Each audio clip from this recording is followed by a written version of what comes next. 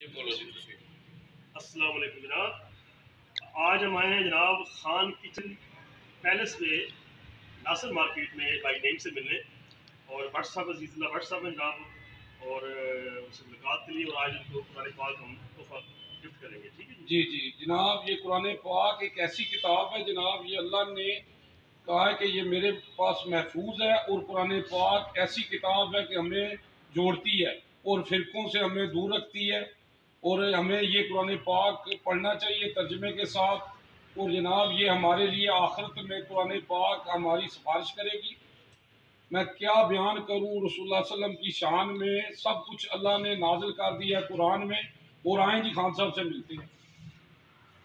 अस्सलाम वालेकुम खान साहब, कैसे हैं? ठीक है सर, खैरियत है?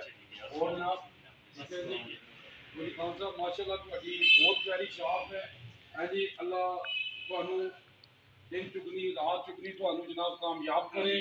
और साडी ख्वाहिश है माशाल्लाह साडे जेल विच बहुत अच्छी तुसां ऑप्शन दिता है माशाल्लाह क्राकरी दा और नई वैरायटी लैके आए हो तुसी ते जनाब सानू जनाब असीं तुहानू वेलकम करने हैं जेल विच ते साडी तरफों जनाब कुरान पाक है और तुसां साडे नाल वादा करना है कुरान पाक अल्लाह की किताब है और साडे नाल तुसां वादा करना है कि सुबह आके एक कुरान की आयत को पढ़ के समझना है।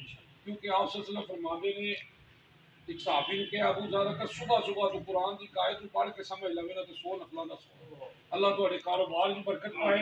हाँ जी, असीं दुआ गो ते जनाब वो काम शम ठीक है और कुछ साढ़े लायक बहुत मेहरबानी जी, मेहरबानी जज़ाकल्लाह जी।